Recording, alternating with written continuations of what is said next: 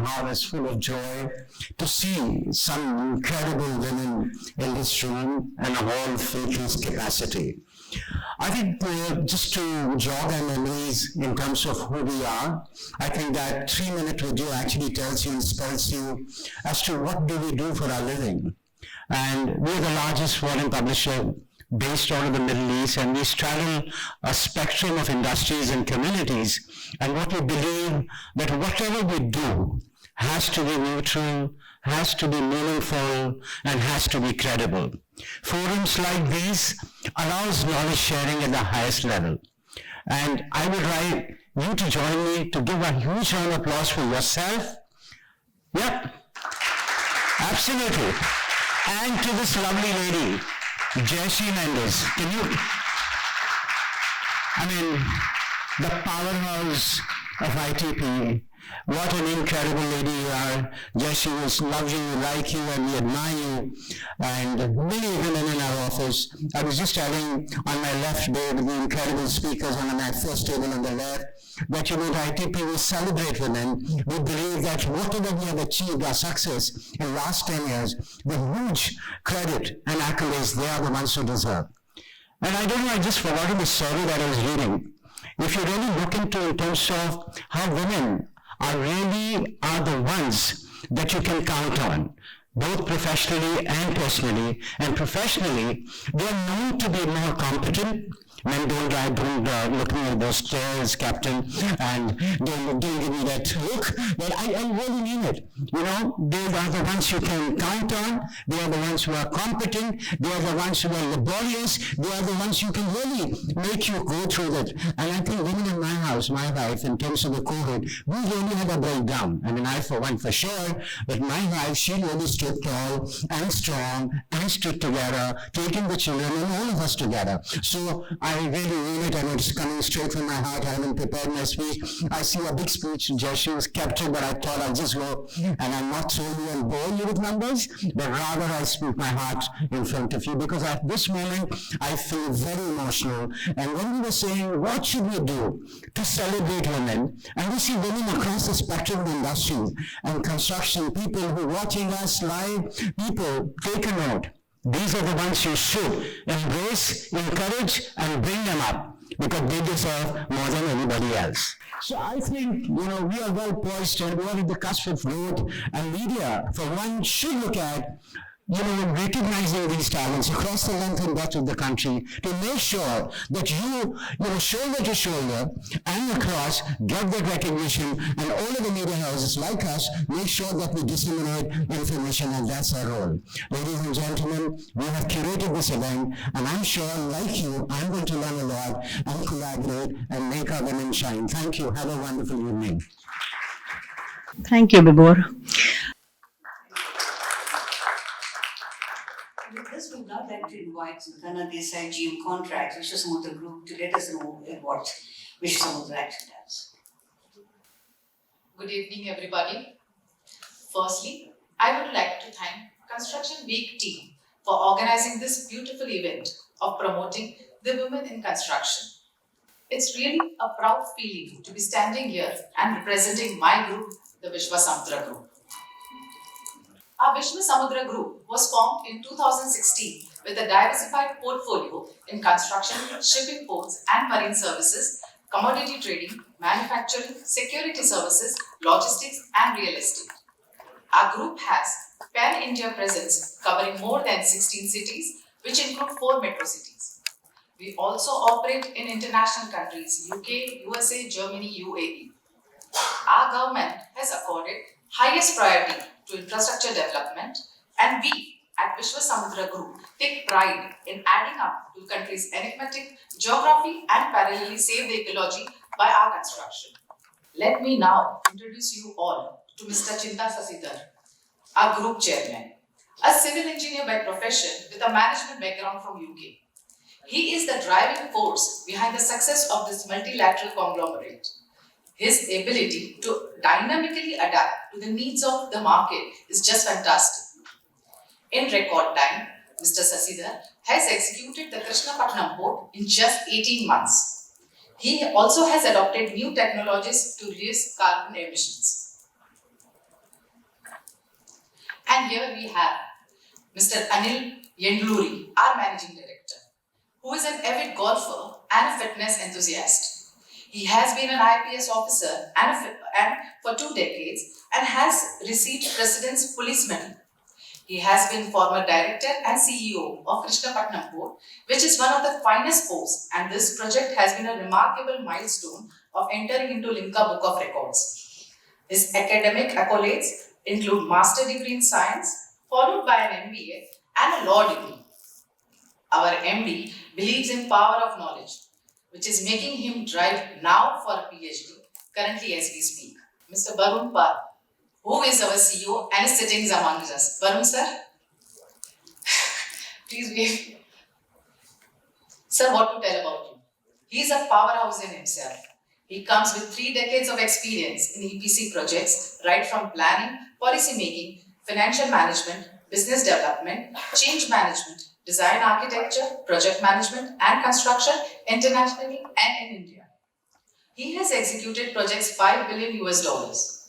His marquee projects in his career has been the tech parks and commercial buildings across India for TCS, ONGC, SNDAS, K. Raheja, and in Qatar for the Barber Group, not limited to hotels across India for Taj Vivanta and the Hiltons across Nigeria and Sierra Leone. Industrial facilities for GE, Bridgestone and Amway, ITPO convention centers, colleges in India, Dubai and Algeria are some of the projects executed under him. Our CEO has been awarded the Rashtriya Gaurav Award and also Outstanding Leadership Award in Dubai last year in the field of real estate and construction. Now we talk about our flagship company, which is the Vishwa Samudra Engineering, where our aim is to be world-class engineering infrastructure and construction company. Currently, we have an order book of $2 billion and we have a strong team of professionals comprising of 2,200 employees all over sites and offices. We are focusing on highways, state roads, city roads, seaports, airports, ropeways, irrigation, bridges, tunnels, power projects, road and runway projects. We have so far executed 700 lane kilometers in highway sector. My statement of adoption to market needs and ecological saving can be shown here. With limited natural resources and finances available, the biggest challenge in developing countries like India is to provide a complete network of road system, particularly in providing connectivity to remote villages. Non-availability of natural resources presently and in near future will be a major problem. The cost of construction using conventional construction materials and methods have been increasing day by day. Therefore, there is a need we need to resort to one suitable low-cost construction method by using locally available materials, by adopting this soil stabilization. What is soil stabilization? That it means we improve the stability of soil by using some additives on which the road surface rests. Soil stabilization technology is by using cement and stable road stabilizer, which is an additive. We have constructed several roads, yards, warehouses, containers, terminals, ports, airports, and railway tracks. We at Vishwa Samudra are exclusive holders of this German technology in India, Guyana, and Suriname. Thus, we reduce the carbon emissions by 85%, reduce the use of aggregate by 85%, project time and cost is reduced, less manpower is gone, and the road is ready to use in 15 hours, which usually takes like more than 24 hours.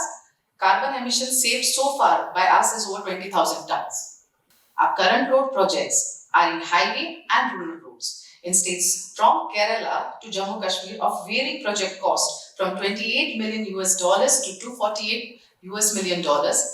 I would like to highlight of us creating a record of setting 2.5 lane kilometers in less than 15 hours in 2022 in state of UP, which normally would take 24 hours. As you are aware, government is quite bullish on ropeway projects, and we have been declared as L1 for the development, operation and maintenance of India's first ropeway project of 3.85 km with a passenger capacity of 3,000 per hour per direction in state of Varanasi, Uttar Pradesh. Undertaking authority here is National Highways Logistics Management Limited, Government of India, which is a 100% subsidiary of NHAI. The project cost is 800 CR. Currently, we are building greenfield port and 5 fishing harbour in the state of Andhra Pradesh on EPC mode. In this year, we are in process of executing social housing projects and road projects in Guyana, a beautiful country in South America. Further in Maldives, we plan to build hospital project across the islands. Now, I would like you through our past achievements. One being the very well known is the Krishnapatnam port, which is India's second largest private port, second largest edible oil handling port, and third largest coal handling port in India. This port offers end-to-end shipping services and operates around the year. It was a greenfield port which was built, operated and managed by us from 2008 to 2020. With this port, we were awarded the winning port of the year and have entered into 2 Limca Book of National Records for highest cargo discharge in 24 hours and for our operational efficiency. We also have an experience of constructing airport runways, wherein we have constructed 7 lakh square kilometers of runway and taxiway for GMR International Airport at Hyderabad and 29 kilometers of landside roads at Mopa International at Goa. As stated earlier, we have completed 700 lane kilometers of constructing roads in various states comprising of NHAI roads and other state roads. We also have an experience in constructing river, bridges, irrigation projects, providing river management and dredging services. Audience, our group believes in giving it back to society, and we have created an ecosystem where humans and animals coexist in nature with Chinta Sasidhar Foundation. With that vision, our visionary Mr. Chinta Sasidhar has set up progressive schools, wellness centers, senior living spaces, in addition to creating an economy for bulls to help farmers under Nanda Gokulam. The Nanda Gokulam Lights School is a residential school which is spread over 25 acres of campus, which has latest infrastructure facility and provides free education to marginal section of society.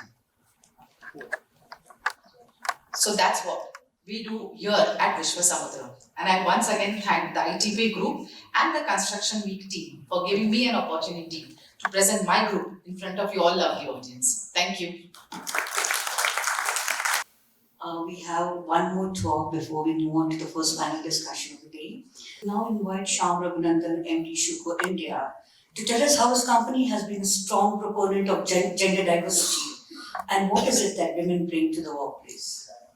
I'd like to thank the ITP team for giving us this chance today. And the board and Indrajit also thank you for that. I'd like to welcome my team sitting at these 2 tables over here. Thank you for making the time and being here. And also welcome the panelists whom I think I'm in the way of a really great panel discussion. So I'll keep that short.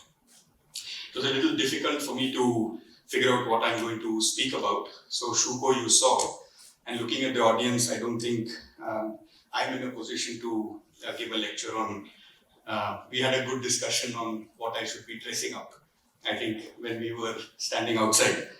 So what I thought I would do is shine a light on 2 women that I think our industry could really support and highlight. The first is, most of us are on job sites, and construction is employing a lot of people. And when I walk through job sites, one of the things I notice is the wives of the men working on the job sites. I mean, they have a parallel life of their own. And those are actually women in construction who are invisible. And I think a lot of people in this room can influence and support the kind of life that these women can have. Because in one way or the other, those skylines that we saw are a result of, I think, the sacrifices that they make. So I think, the wife of the working person on the job site is the first woman I would like to shine a light on and also thank. The second woman, in our industry, we work with a lot of partners who are entrepreneurs and small and medium businesses. And I'll mention 3 or 4 women whom I look up to in our industry. It's heavily male dominated. Tanuja is in the north. She's building, and she's the owner of a fabrication unit, and she's building some of the best private homes across the country. Babita is doing some of the best residential projects out of Bangalore. Anita is sitting in Chennai doing in Bombay a lot of the biggest commercial buildings. And Poonam in Pune is doing really excellent. I mean, if you see the homes that she builds. So these are just 4 examples. There are many more, I know. But we can use a lot more women entrepreneurs. And again, I think the women in this room are in a position of responsibility and power, as are the men. And I think this is a shift we can make in that industry. Encourage women entrepreneurs who are, I think, need a road in order to express themselves. So these are the 2 women I thought I would use this platform to shine a light on. I think women do a lot. I don't think I have a scale to lecture on that topic, but I think the women on the job site who are invisible and the women entrepreneurs, I think, whom we need many more of. So that's, I think, what is needed in our industry today.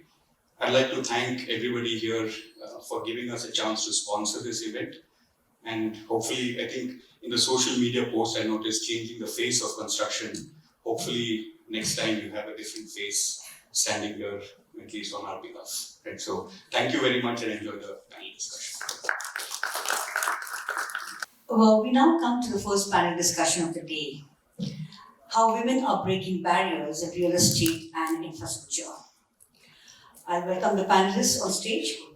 Our moderator for this panel is Dr. Ananya Gandotra, Head of Design, Birla Estates. While she provides integrated design and build expertise, she also provides strategic direction to the company through design and helps deliver real estate projects successfully. She has led teams and worked with global consultants like Frost & Partners, Zaha Hadid, Lera, WATG, Buro Happold, Bell Collins, and Cooper Hill. With over 28 years of professional expertise across asset classes and experience over different phases of design and construction across India, China, and Dubai. Devi Shankar, President, Industrial and Logistics Data Center, Anurag Capital, is an expert in investment banking to one of India's largest and foremost data center investment platform of $1 billion set up in 2021. She's also winner in 40 Under 40 Alternative Investment Professionals in India 2022. She has completed a CA, CFA and MBA honors at the University of Chicago Booth School of Business in General Management, a concentration of finance and equity. Ishita Bhattacharya, DGM Brand and Digital Marketing Lead, Tata Realty and Infrastructure, is an experienced brand manager with a demonstrated history of working in the real estate and chemical industry. Skilled in branding, media planning, digital marketing, and team handling. She is a dedicated professional with master's degree focused in marketing from MICA. Megha Goel, CHRO, Godrej Properties. Megha took on the role of HR head for the animal feed business of Godrej Agrovet in 2017. She moved to Godrej Properties in 2020 to lead HR business partnering and organization effectiveness. She's worked with JP Morgan India, Britannia Industries, and AkzoNobel Coatings India. She has a bachelor's in technology chemical from Institute of Chemical Technology Mumbai and an MBA in Human Resources from Symbiosis Center for Management and Human Resource Development, Pune. Preeti Chedda, CFO, K. Reja Corp Investment Managers LLP. She's also manager to Mindspace Business Parks, right? She's associated with K. Reja Corp Group for over 14 years across various roles in commercial real estate, including equity, debt raising, acquisitions, investor relations, and financial reporting. She's worked with Marico Industries, Shell Gas, and Kane Energy. She's a qualified chartered accountant. Sanobar Garda, Director, Commercial Advisory and Transactions, Savills India. She joined Savills in 2017 in the tenant representation team in Mumbai. In her real estate brokerage career, Sanobar has specialized in corporate leasing and sale. She has worked with Square Dance and Colliers International in their office transactions team. Sanova's co-forte being business development and client relationship management. She holds an MBA from University of Leeds, UK. Vinita Thadani, Assistant VP Sales Axon Developers. Vinita heads sales at Axon for West India, which is mainly into NA plots development with lifestyle and amenities. She has a rich experience of 11 years in real estate, and prior to that, she was in banking and insurance. Over to you, Dr. Ananya. There's something so special about a woman who dominates in a man's world. It takes a certain grace, strength, intelligence, fearlessness, and the nerve to never take no for an answer. Unquote Rihanna. Welcome everybody to this insightful, invigorating, power-packed session with women of substance who are taking stride forward to create an impact in their organizations, family, and the world at large. So, first question that I'm going to be posing is to Sanovar. If we were to draw a comparison with real estate and other sectors, what according to you is the biggest differentiator? Well, most industries and sectors have predefined products, process, pricing. I think the biggest differentiator and the most powerful differentiator within the real estate industry is relationships. We manage relationships, we get business out of relationships, we get most repeat business out of relationships. So if one were to think of one and done, then real estate definitely is not the industry for that person. So I believe that's the biggest differentiator. Thank you, Sanovar. Can I have your opinion on the same, Vinita? Good evening and thank you everyone for organizing such a beautiful event and thank you for asking me this. So ideally, I differentiate real estate among all the industries is in emotions. We are selling emotions to the clients, where our other industries, they would be just doing it because they want some kind of business and they leave their client. Not all the industries, but yes, real estate, they would want their clients to be attached with them for a long term. And then they keep on repeating, selling them. Like now I'm selling a second home. So it's like first home is the dream of the person to buy. And then there is a second home which is also a dream of a client to buy. So I will be definitely targeting to the client. So that's how our industry is totally different in terms of relationships and rightly said by Sanovar and emotions that we said. Interesting answer. Thank you, Vinita. My next question is to Megha. Can you relate to any one incident in your life, Megha, where you feel being a woman was an advantage? And what was your learning in the process? Hello everyone, good evening, and it's very good to be part of an all-women panel. Thank you for the question. So I'll take an incident that I can remember from my Godrej Agrovet days, which was about signing settlements with unions at factories. So agriculture, like real estate, is a sector where presence of women is very, very little. Approximately less than 10%, most places, actually less than 5% in most places. This settlement was to be signed in a place called as Miraj, which is a small town near Kolhapur. And we have a factory there. So as usual, union relationships during a settlement are always difficult. And this was my first ever settlement that I was leading. And it was difficult, because we are representing the organization side and we have an interest to protect. And the workers out there are doing this once in like 4 years. So they have an interest to protect too. And then union leaders have their own interest to protect. And in the beginning, there were lots of fireworks. And finally, we were able to sign that agreement. I was the only woman out there. I was also a person who didn't understand the local language, which was Marathi.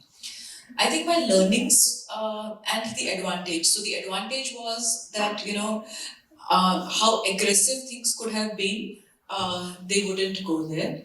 because it was a woman facing this, even the union would be much more structured in terms of the asks. It's not going to be completely rogue in the way that it's going. My learnings were that I was doing a job which was not being done by women before. So I had to be doubly prepared. I had to do much more work to collect information and to gain respect of the people whom I was doing it with and doing it for. So I think that's what I learned, that to be in the man's world, you have to be doubly prepared, and that's how you succeed. So thank you. Thank you, Megha. And I'm just like kind of putting small quotes in the middle just to kind of, activate this session a little more. So there's a small quote also because, you related to a situation which was, a union one, where fear would have been a factor for a woman. So there's a very interesting quote by Rosa Parks, who's an American activist, and she says that, I have learned over the years that when one's mind is made up, this diminishes fear. So knowing what must be done does away with fear. So I think it's the focus is really, if you have clarity of thought, I think sometimes that does away the fear and gives you more strength.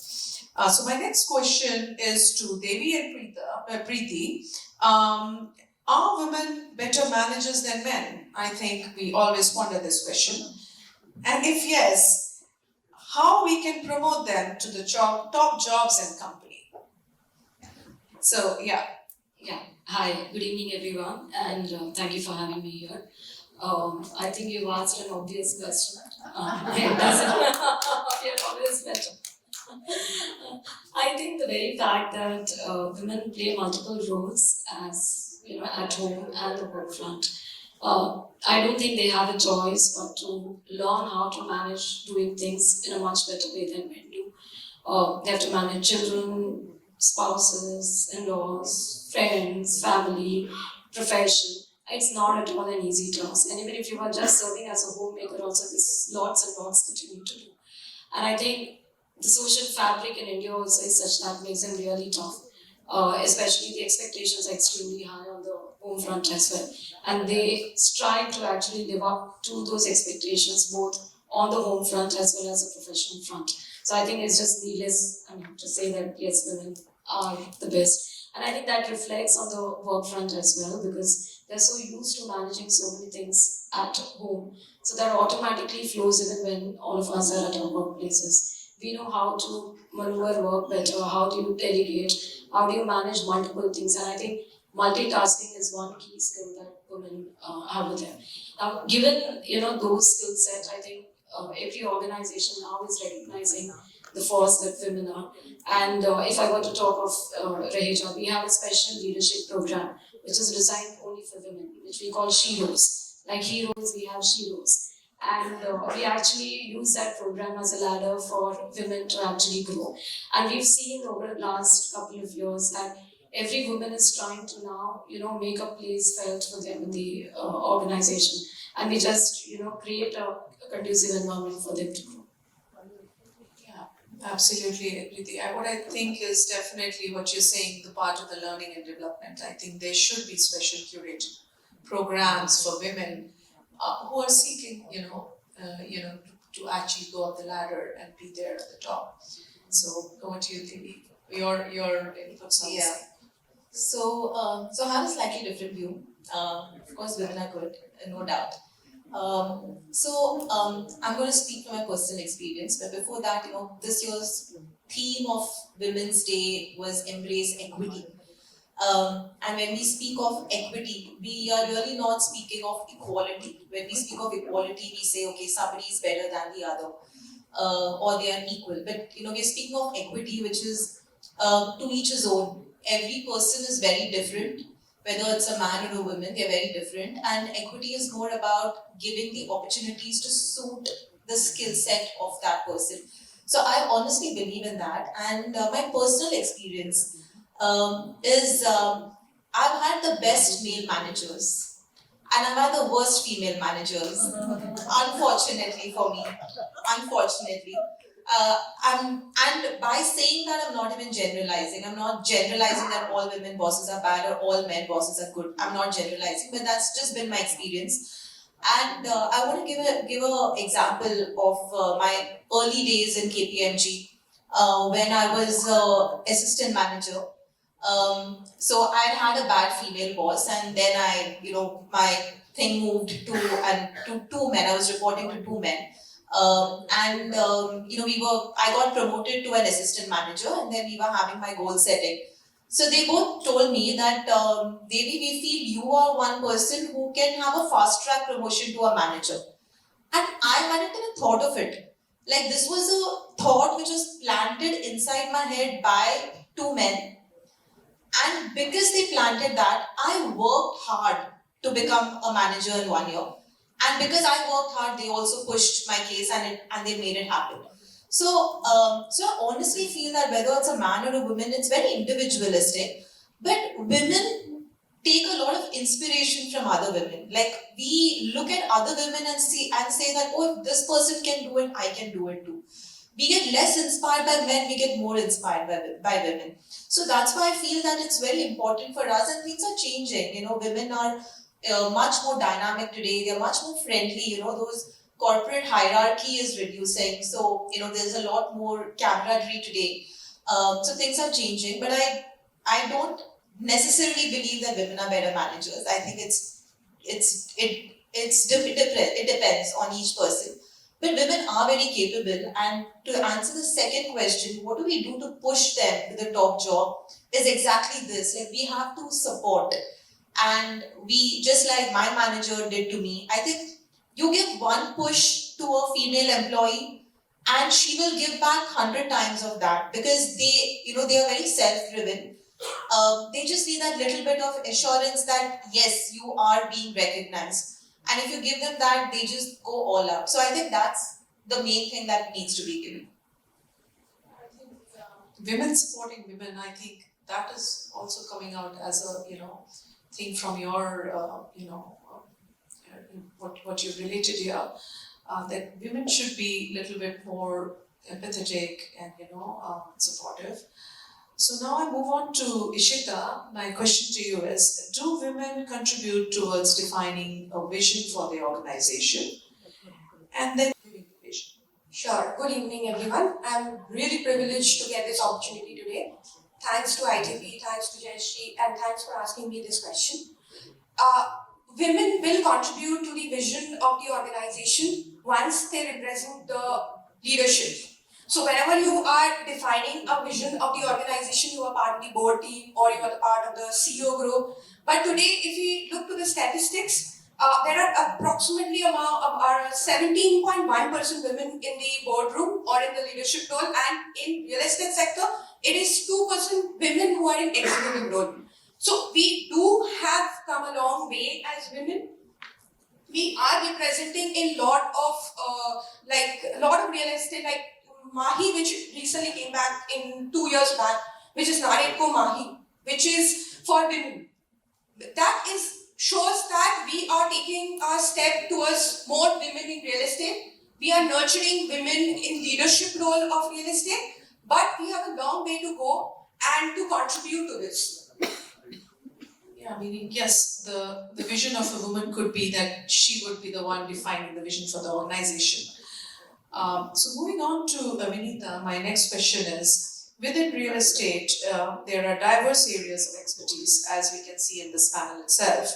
One can be associated with a developer, a consultant, or could be part of the contracting team, project management, building material, that's widely represented today here, regulatory authorities for one, investor and their managements, and sustainability experts, and even auditors of all kinds. So which of these have seen a marked improvement for women, and how?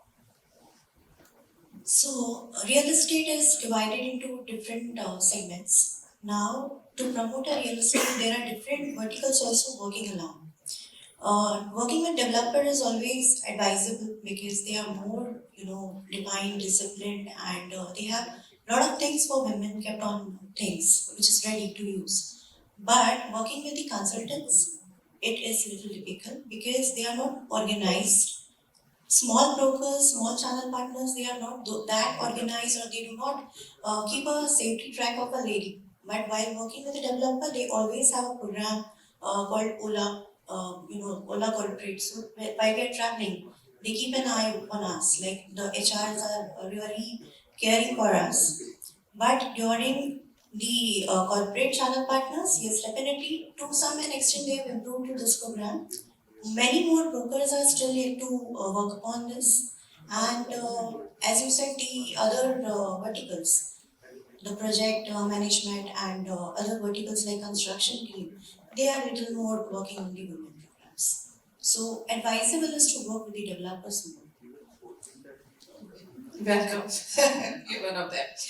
Okay, so next, my question is to Sanovar.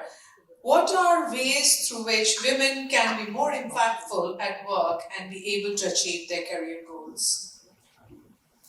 Yeah, well, I believe that there are definitely a lot of the ones that I have identified as measuring everything. We just naturally measure everything in our kitchens and homes and stuff. And if you brought that skill into your work, because when one measures performance improves.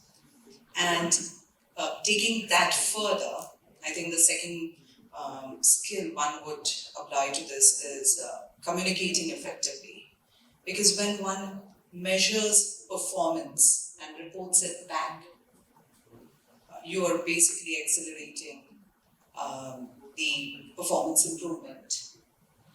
And thirdly, I believe collaboration and women supporting women. That's very important. One needs to have a very conducive environment where we encourage and incentivize collaboration, where we support women, and that just makes work fantastic. And last but not the least is striking that work-life balance, because as women, we're always struggling to do that. So I think one should work to live and not live to work. It's very important to identify that it's you may alter your work to achieve that lifestyle. You don't want to alter your lifestyle, So just identifying these certain things, I believe, could make your work very impactful. Thank you for your answer. Again, moving on to a little quote by the American novelist Louisa May Alcott, who wrote Little Women. She says that, "I'm not afraid of storms, for I'm learning how to sail my ship." So, taking that forward, my next question would be to Megha. How do we deal with diversity issues and pay parity for women? I think is a very major question that's on top of most of the women's needs. So firstly, I'll say it's not an issue. Okay, so see, we have to genuinely firstly think from a respect perspective, right? And that's why I said it's, by calling it an issue, somewhere we are not giving its due respect. We have to understand, and there were questions about women being managers, multitasking, etc. The pressure is quite high, right? And for women to then excel in their careers, they need to do much more. We were also having conversations, and I also spoke about that to be able to succeed in a man's world, you have to be doubly prepared. So firstly, the aspect about dealing with women at work is to firstly understand and respect where they are coming from, right? How do you do that? It's important to listen, continuously listen. So for example, at Godrej Properties, we have tools like Amber, which send out a small question to them every day to understand what their mood is. And if someone's mood is bad, we actually reach out to them and try and understand what happened. A lot of times, issues that may have happened on so-and-so date through the manager, through a team member, come out and HR is able to resolve those aspects. The second thing is, how do you resolve these issues, right? And we operate from a principle of equity. And when we do that, we say that the principle is about reasonable accommodation. And that's what pro-employee organizations do. So not everything can be coded into policies and written into hard-coded sentences, right? There may be specific issues, and if they're fair, the organization will try to, make sure that they are sorted out. And that's the principle that we work on. So through continuous listening, through respect, and through the ability of being able to make equitable and reasonable accommodations. When we say equitable and reasonable, it should be an accommodation that tomorrow, if I want to take it for my employee's wife, I could do that. And in case if I have to take it for a man who is my employee, I should be able to do that too. Like for example, an Ola corporate, why should it only be provided to women? Why shouldn't it be provided to men too, even they're working late at night? If we talk about work-life balance, it's not only the right of women, it is the right of men as well, right? So the principle of equitable, reasonable accommodation talks about, trying to do things which are fair, and only then they can be long-term, right? So these are 2-3 aspects that I feel help us manage the diverse work groups better.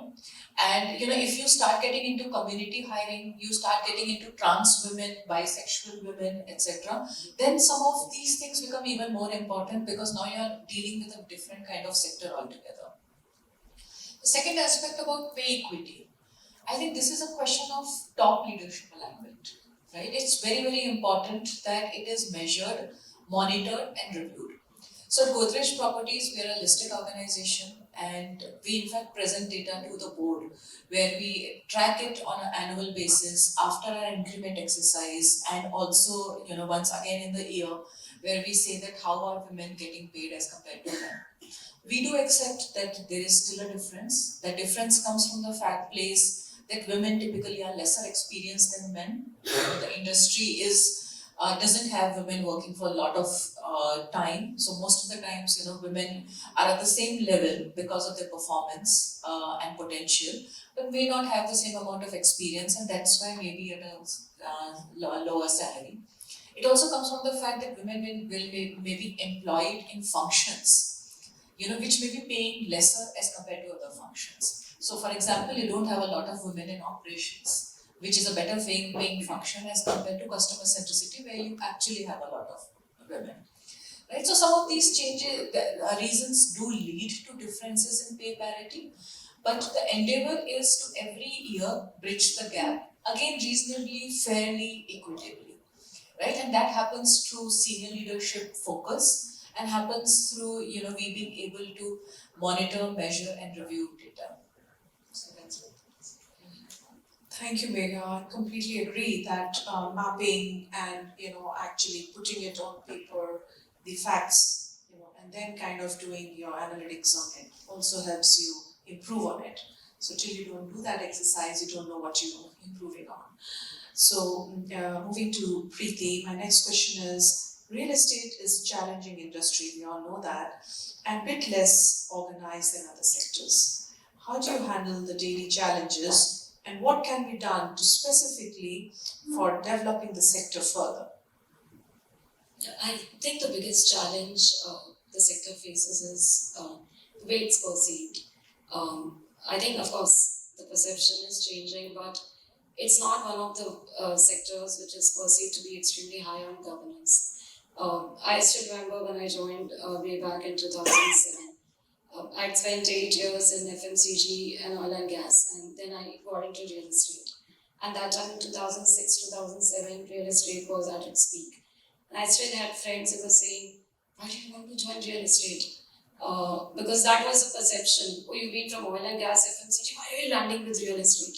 And even I used to think, okay, देखेंगे तो सामने हुआ तो we'll figure out which sector to go to. But then, of course, it's been 16 years that I've been in this sector. I think in 2006, 2007 was a turning point when you saw a lot of real estate company getting listed. There was a huge amount of corporatization which happened in real estate. I think that was one turning point. And ever since then, I've spent 16 years in this sector, and I've actually seen this sector grow, getting far more organized than the way it was. There's a huge amount of private equity money which has come into the sector. I think that's also been one of the contributors for this sector actually becoming far more organized, far more corporatized, even in terms of opportunities which are available in this sector today. I think all of this will be attributable to the public money coming into the sector, private money coming into the sector. So I think, but today when you talk about challenges, I think governance still remains a challenge, and especially for me as a CFO, when I have external stakeholders to deal with, every time proving that the sector is now changing. It's not what it was maybe 15 years back. And that's something, it's a continuous challenge which I think we'll have to deal with. But having said that, it's seen a dramatic change. And today we do attract best of talent. Maybe 15 years back, people like me would have thought, is real estate the place to be in? But today we have people from premier business schools part of our teams. So I think that's one big change which has happened, but I still feel that remains a challenge for us to deal with. Absolutely. That leads to my next question actually on talent. And we all know all the good companies really take care of the talent and how do you get it, how do you hold on to it. So talent becomes exceptionally important for a company. So my next question is to you, Devi.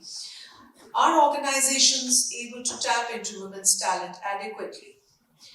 And what more can be done towards harnessing exceptional talent in women?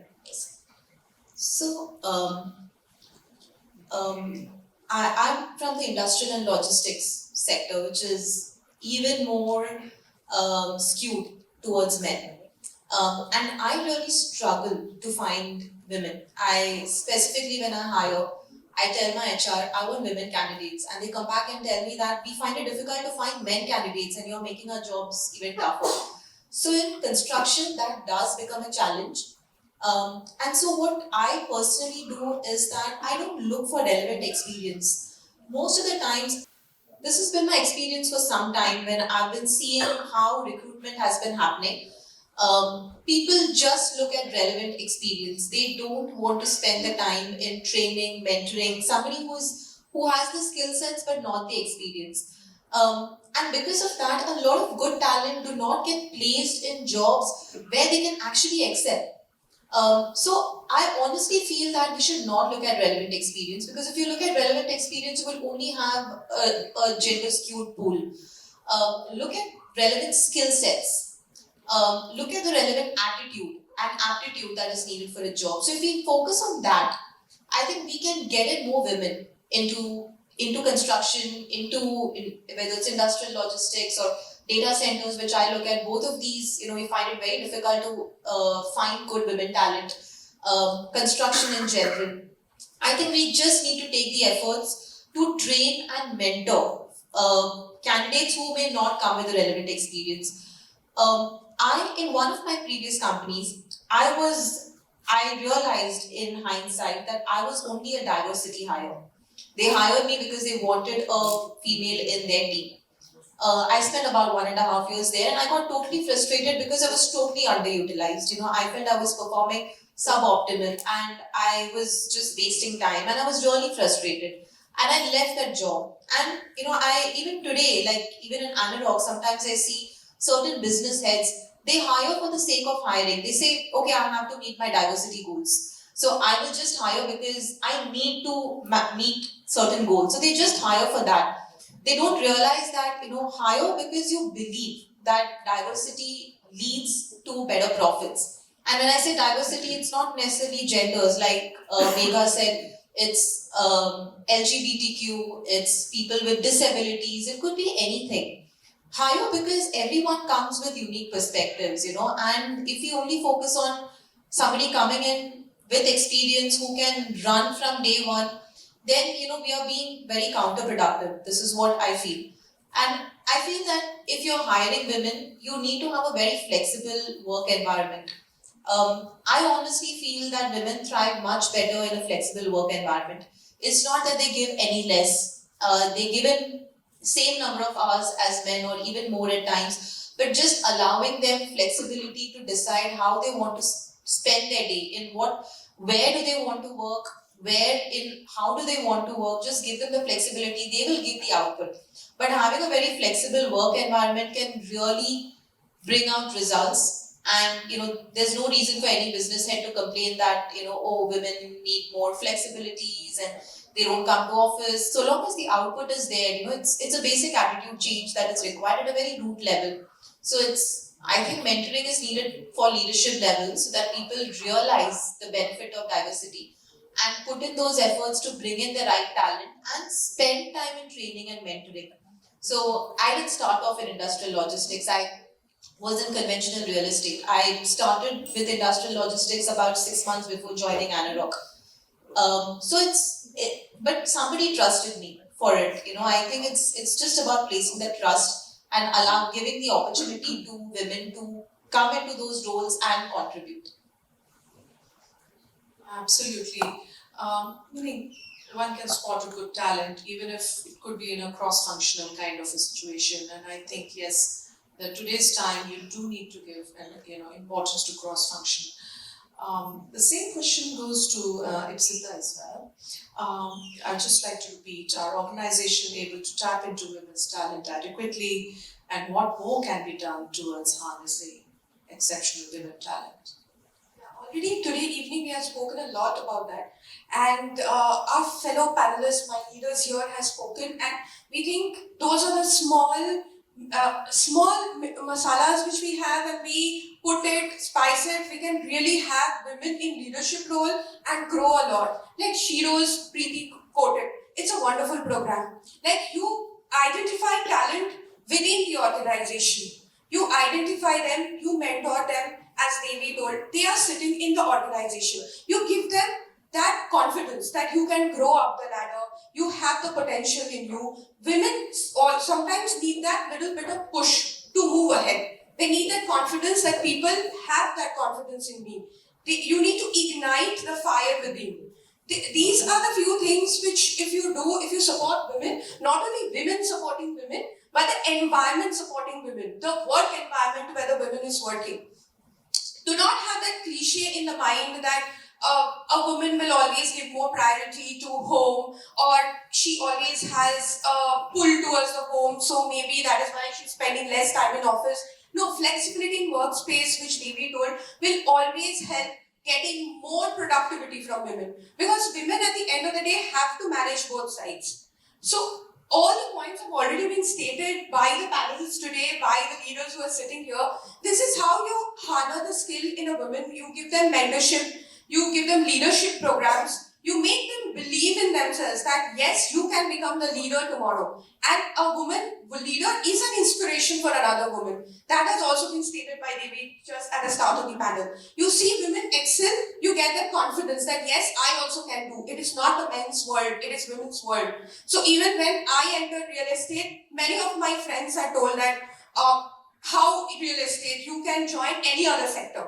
Now this is my 7th or 8th year in real estate, and that time even representation of women in marketing and sales was very less. I was the only woman in the team. Right now I think we are almost 30 to 40% of the people representing the team are women. So we have come a long way. Today I feel more comfortable working in the organization. There are a lot of policies which HR is getting into, like educating women, mentoring women. There are a lot of coaching sessions which are happening.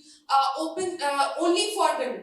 So I think these are all things, progresses which we are seeing today, done by all the organization, and that is how we will be able to harness the skill of women. And these kind of events which are organized, I think they also show us that we are looking to a better and a brighter future.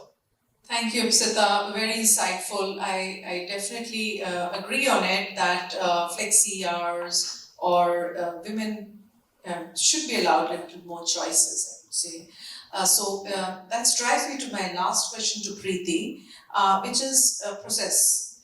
So are women more process driven, or even I would say our organizations are process driven, and how important is it for an organization to be more process driven, especially looking at the women in the organization, processes which revolve around women. Yeah, so I think I always felt that women are far more process focused, because I think that's very nature of women to be very particular about things. Again, even at home also, we like things to be in their place. So I think that nature we bring at office also, and even I've seen in my teams, women are far more focused, very meticulous at work. Not that men aren't, but the ratio of women being far more particular about work is pretty evident at workplace. So I've always felt that, especially when you want to have initiatives which are more process driven, at least I've always seen that women in my team always deliver much more than men. And especially when organizations are growing, processes become very fundamental to organizations which are growing, because if you want to really grow and you are scaling up, then your processes have to be in place to enable that growth. Trying to grow without having processes in place will lead to absolute chaos. So even when we look at whether financial processes, operating processes in our organization, especially when all the businesses are growing, our focus is always automate, bring in technology, have processes in place that just enables growth. And from that perspective also, I think women play a very critical role. And we have a lot of initiatives within the organizations, especially on the process side, which are today led by women. So I think, processes are critical and women have a large role to play. Great, thank you. My last quote again from Michelle Obama. There's no limit to what we as women can accomplish, and I think it's a very accomplished panel today. And in the end, perhaps I can open up for a couple of questions if anybody has for the panel here. Thank you, and it's a great pleasure meeting so many women leaders today. I just had a question, since we are talking about, not having enough female representation in the industry. Is it okay, the women leaders tap into the talent of encouraging young girls who are doing their studies now? Go speak to them, tell them about your experience, and maybe encourage them. Like as you said, we need some leaders, some role which we can look up to. So is that some kind of a step forward to getting more women involved? Anybody can take the question. to answer that? No, absolutely. And, right from school education, actually, the presence of role models and women in corporate talking about the various kind of career opportunities available will definitely help. It will definitely help to gain perspective and experience as well. The second thing from there is also to get experience of trainings, internships, etc. Right? So encourage women to really go out. It also happens at times, and it's not so much in the metro cities, but in the non-metro cities, that it's a very protective environment. And when women actually decide to go out and try their hand at work, they meet people, they again gain perspective and confidence.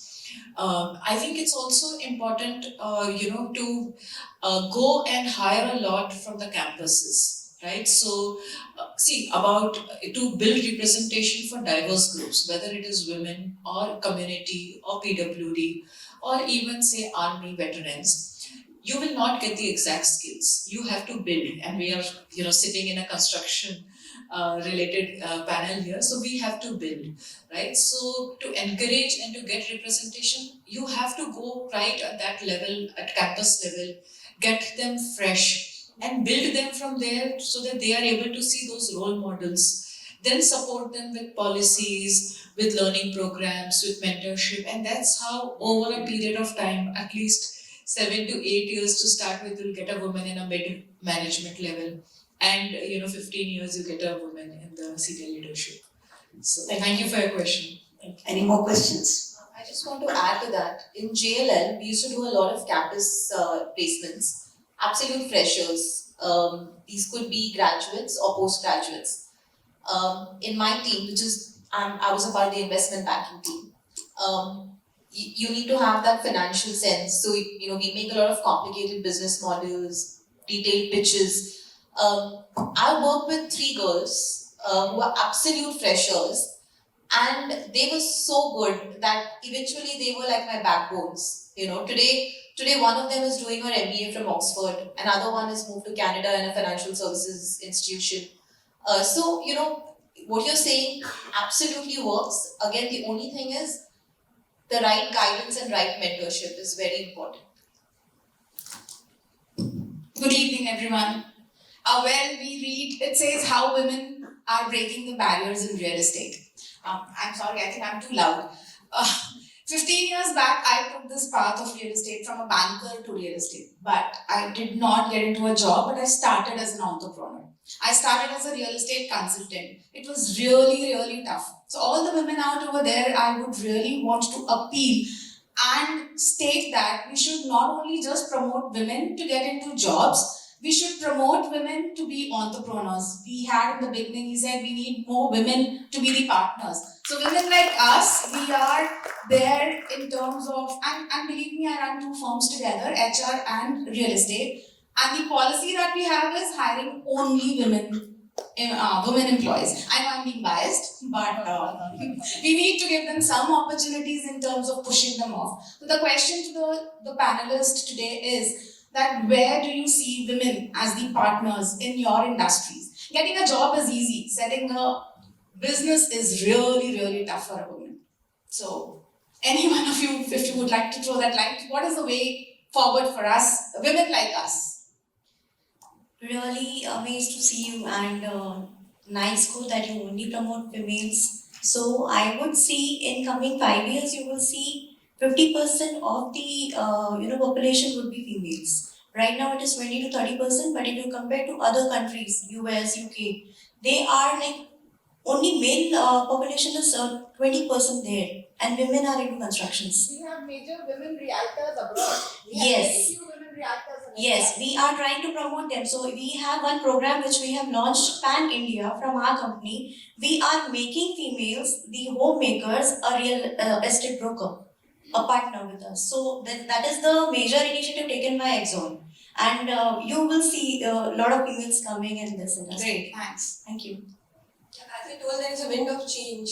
So we are seeing women around everywhere. Slowly, women will be there as partners also nowadays, because this industry has become much more organized than what it was before. It is much more safer for women to work also. Previously, real estate being an unorganized sector, people did not have confidence. Women did not have confidence much to work. But today, real estate is much more organized than what it used to be before. More and more partners I am witnessing daily, the percentage is increasing, and we see really green, brighter lights in the future. 15 years back, it used to be ladki aayi hai to insurance बेचने आई हो. Definitely, that was it.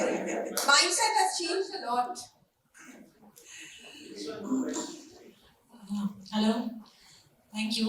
It was really a great experience.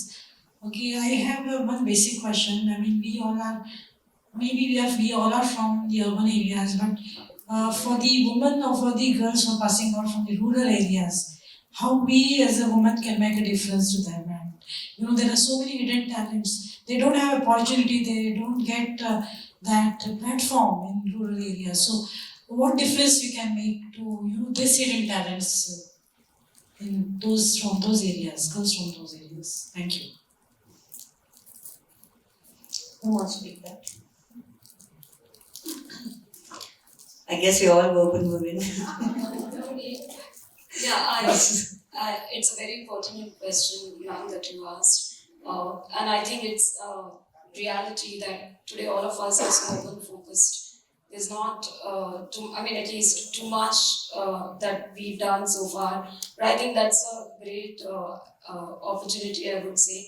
Today, in fact, when we look at women, and even in our organizations, there are a lot of women who are coming from tier 2, tier 3 cities. I don't know what is the real definition of rural, but today tier 2, tier 3 city representation has been growing because education is penetrating across all urban, rural areas. People have become more informative. People have appreciated the need for educating and moving over a period. I'm not saying it all happens suddenly, but over a period we've seen tier 3 moving to tier 2, tier 2 moving to tier 1 cities. And even within our organizations across the board, we have projects, pan-India basis in tier 1 cities, tier 2 cities. And we've seen talent coming from tier 2, tier 3, tier 4 cities as well. So I think it will be not absolutely right to say that we've not seen people from the non-urban areas not being aware about what real estate or the corporate world has to offer. Some contribution has for sure been made, but I'm fully with you. There's a lot more that we can do in terms of reaching out to those towns, those smaller towns with 2-3 lakh of population, and presenting the opportunities which each one of us within real estate and outside can offer to them. I think all of us are always welcoming talent with open arms, irrespective of where they come from. And as responsible corporates, we would be more than happy to reach out to those towns and smaller towns also to attract talent. I think even not just the rural, the economically weaker section, I think that also needs a bit of, understanding and how they can be brought up in terms of confidence and, the kind of, they might be really intelligent people, but there are other things that they would like to be, groomed and, be able to fit in. I think, yes, it's the ability for an organization to really recognize that and be able to make sure that they fit in. And they can also be the next generation leaders. Meaning there are many examples in various different, sectors. And just to add, in logistics specifically, there are a lot of skill development programs. So like Ananya said, logistics could be in tier 2 as well, but a lot of it is in peripheral areas of tier 1, which is largely villages. And there is a lot of skill development that happens, and these are not for unskilled jobs, these are factory managers and jobs which require application of mind. So there are a lot of skill development programs. Even in the data center industry, and I'm talking specifically from my industry, because in general there is a talent crunch, operators are taking the initiatives to tie up with institutes who can start imparting those skills. So there is a lot of opportunity out there. I think different industries have different bodies, and there is a certain way to kind of harness those opportunities. And if I may just add to what Devi rightly said, skill development is something which all of us are really working hard. And I think a lot of organization, even as a part of our CSR responsibilities also, skill development is one area which all of us are focusing. Like, we also run a huge skill development center in Hindupur. So that's of course a pretty remote location, but we do want to harness talent even from those places. So she rightly said that skill development is again something which a lot of corporates are focusing on. Otherwise also, and as a part of the larger social, corporate social responsibility fabric also. Thank you so much. May I welcome Barun Pal Chaudhary, CEO, Vishwasamudra Group, and Captain Edwin Saldana, MD Bonidam, to felicitate the panelists.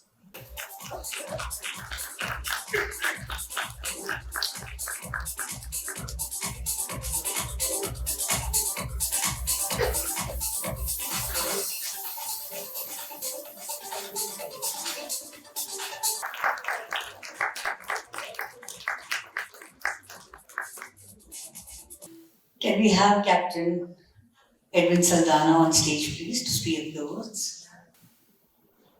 Thank you, Jayashree, and good evening to all. I think whatever I wanted to say has already been said by a whole lot of the wonderful women in the panel. What Shyam said earlier and Vibhor. I think there are a few things I'd like to add. First of all, how do we inspire more women to enter into the construction industry? If women have shaped our families, I think why not break the glass ceiling in the construction industry?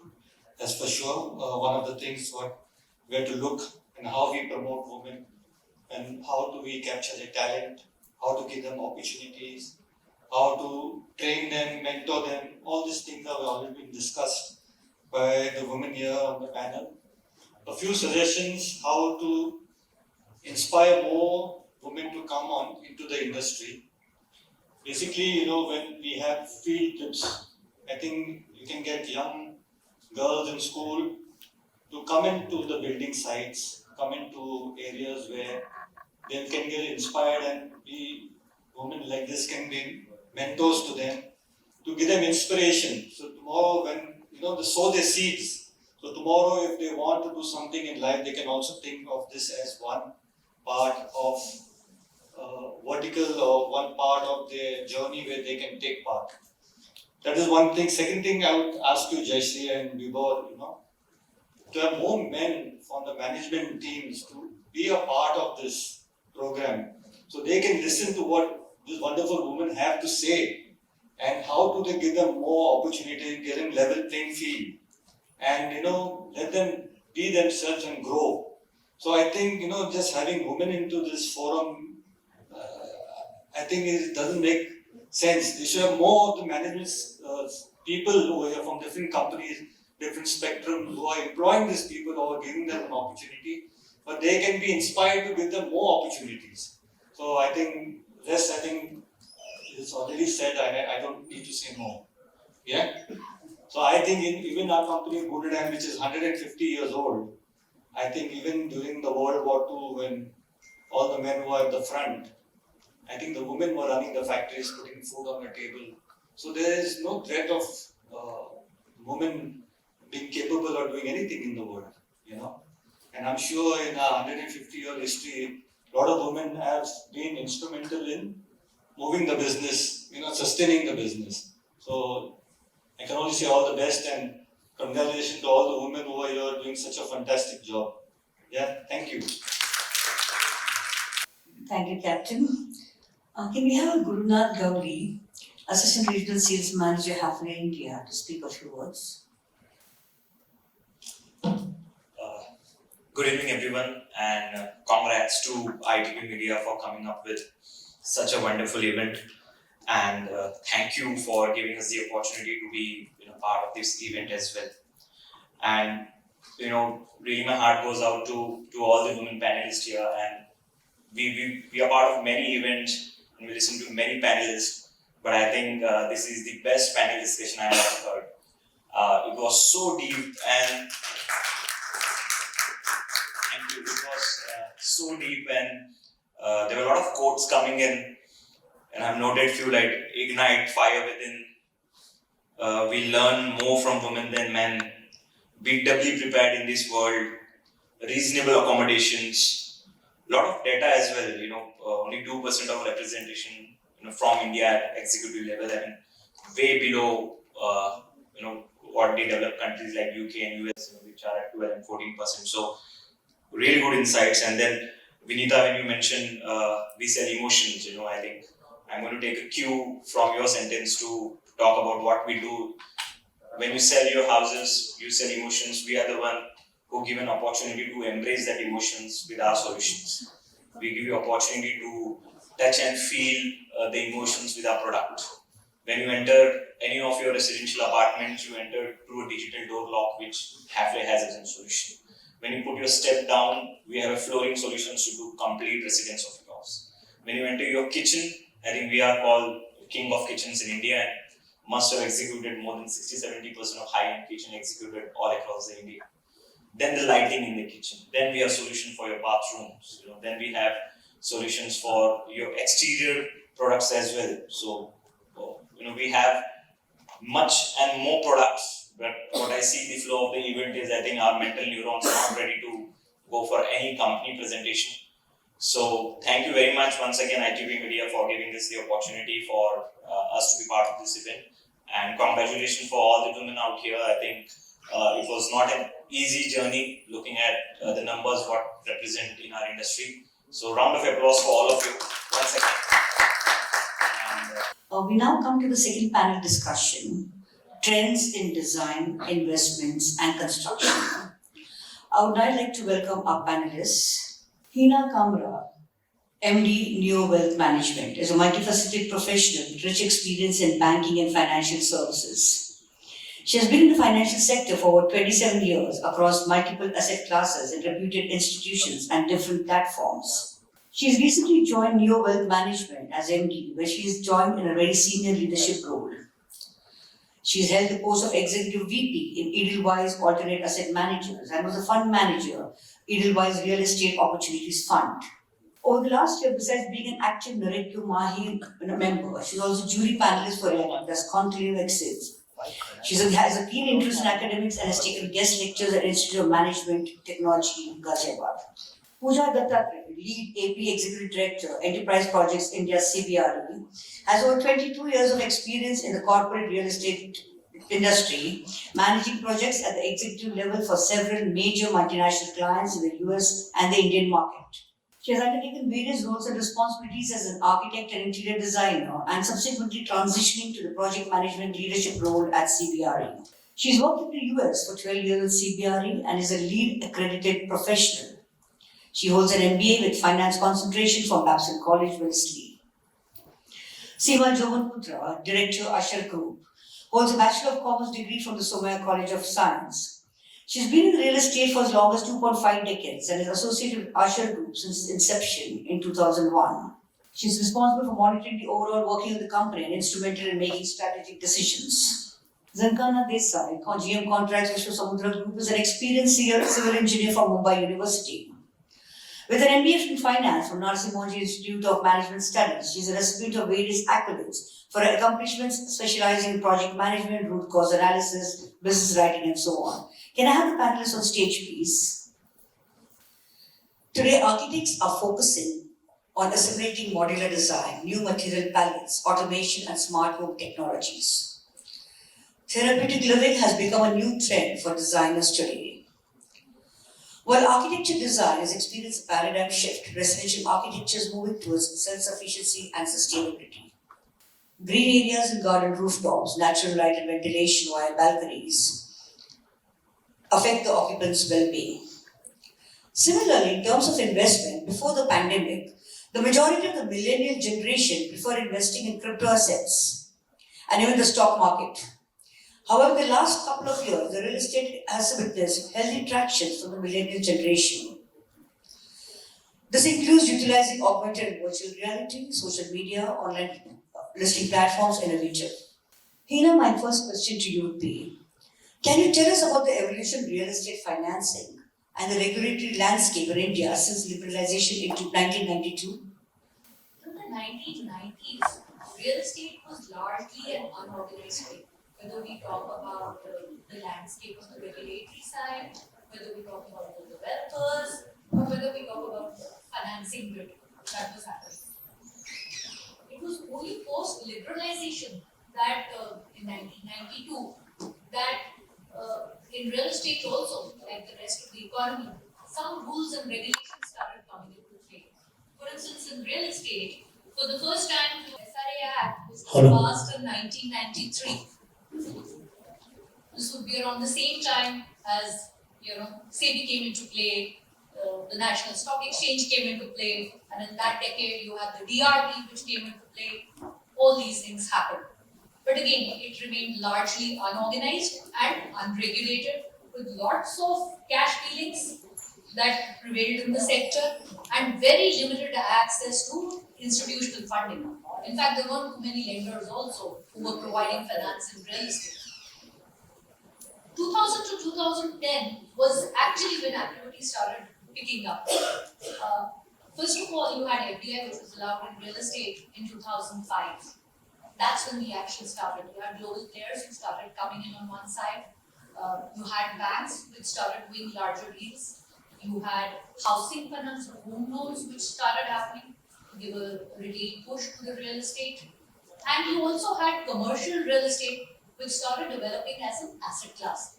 In 1990s, it had just been residential real estate and very small projects. On the financing side, you also had a lot of IPOs. I think someone in the previous discussion had mentioned that it was only in the late 2000s, between 2000 to 2010, that a lot of IPOs happened for the first time.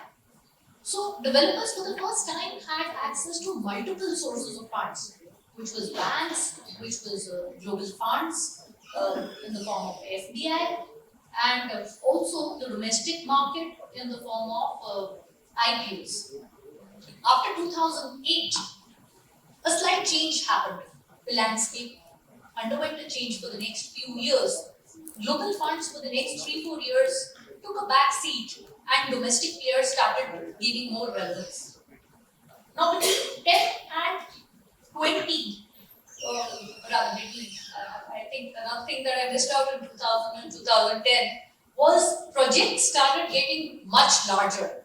You had mixed use projects, you had 20 million square feet projects, you had SEZs. This was all happening in 2000 to 2010 when the services economy was growing and obviously the Indian economy was growing at a breakneck speed. Between 2010 to 20, in the first half, you had the taper tantrum on the financing side and you also had the asset quality review that started happening in the banks between 12 and 14, which meant banks went out of this market and became very, very selective. In that period, NBFCs took over a lion's share of the financing in this market. So you had NBFCs in the initial period till 2018 and the NBFC crisis. You also had domestic funds which started happening. You had new platforms which developed, which was alternate investment funds, that is the AIFs. You had specialized AIFs which started happening. And also what started happening on the real estate landscape side was that you had specialized vehicles of finance which came into play. For instance, you had warehousing funds, you had commercial funds which focused just on commercial real estate, you had funds, now of course that's just started, which were focusing just on data centers. So it all became a very, very specialized play. Post 18, again the sector underwent a change. On one side, NBFCs retreated from the market, and between 16 and 18, the real estate sector was, you can say in a state of almost a turmoil for a few years, almost 3 to 4 years. It started with Demon. Next year you had GST and RERA. The year after that, in 2018, you had the NBFC crisis, and just when the developers started recovering, as did the lenders, you had COVID which struck. The only ray of hope in this period was that a lot of large players in 2020 came out with REIT issuances. So this had been pending for almost 15-20 years. Finally, the first set of issuances happened between 19 to 21. And a new asset class developed in the form of REITs, which encouraged retail participation in REITs. It became an asset class which, REIT was an important way of monetizing your investments for funds. And a lot of global funds started coming into commercial real estate. They would have put in easily around $20 to $30 billion, and that continues till this day. So the sector has been evolving over a period of time, and I think every year is different. And currently, the market has been opened up. We are seeing liquidity is back in the market, although it is not in the form of a bubble. Lenders, investors, everyone is fairly cautious. Covenants are fairly stringent. There is a lot of weight that is given to execution capability, the brands of the developers, their ability to sell, and they are able to access capital at much finer rates than players who don't have this. This is not to say that grade B developers don't have access to capital. They also have access to capital, but lenders and investors are fairly cautious, and here also they are not going after or betting on developers or borrowers whose names are tainted or who have been in stress in the recent past. I hope that clarifies essentially on how the landscape has been evolving. Thank you, Ida. Pooja, I would like to direct my next question to you. There's a myth that a lot of women don't know what to do with their money in terms of investments. I tend to disagree. Many women are now investing in real estate. They're looking at real estate as an option. The state government is offering various sorts.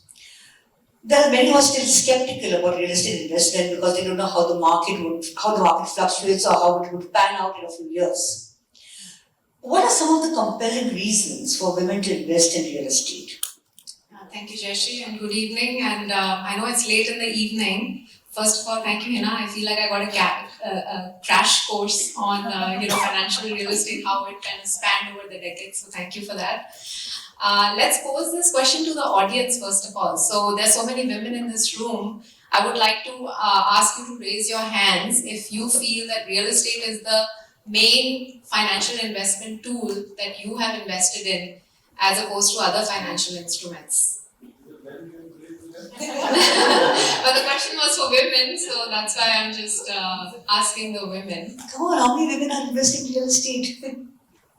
Wow, okay, that's less. I guess we need to have a discussion here then.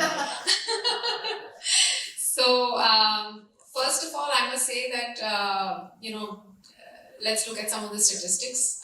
In 2022, GDP of India rose the fastest at 6.5%. Also, we have the youngest demographic of 50% population under the age of 25. So that itself is a big inspiring fact. Apart from that, the government, there was a discussion in the earlier panel, the government is rolling out a lot of initiatives, whether it is related to Beti Padhao or whether it is related to home loan schemes, that is encouraging women to get into the workforce. So what happens when women get into the workforce? They become the dominant decision maker in any financial investment. So that's the first thing that happens. Second thing is that we've seen that women typically, although it's not true in this room, but I guess what we've seen typically is that women like that psychological assurance of having a long-term return and a steady investment. So therefore, we've seen typically that women tend to gravitate towards more risk-averse assets, like real estate. Secondly, I think in the last, especially during pandemic, we found, and in the last 3 years, we found that a lot of corporations are actually looking at diversity, equity, and inclusion as part of their core focus of their business model, which is also leading, and of course with the hybrid working coming into play, with the flexibility there, a lot of women are also entering the workforce owing to that. So that also makes a difference. And as I mentioned, there are a lot of schemes like there is a PMAY housing loan scheme. There are financial institutes that are giving concessions on the housing loans. There is a larger tax deduction enhancement limit for women, especially in rental ownership. So all these schemes are actually helping women to really get lured, to get into the real estate investment. Thank you, Pooja. Seema, my next question would be to you. You're managing a lot of complex projects across MMR. There are plenty of projects that the Ashram Group is doing across MMR. How do you look at hiring and retaining women in real estate, and especially when they're dealing with complex projects management? I believe now it's equality all over. So women did not have a platform previously. Now they have a lot of exposure, they have a lot of platform to showcase their talent.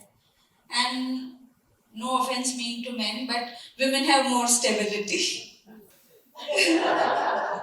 No, they do have a lot of choice, but they're more loyal.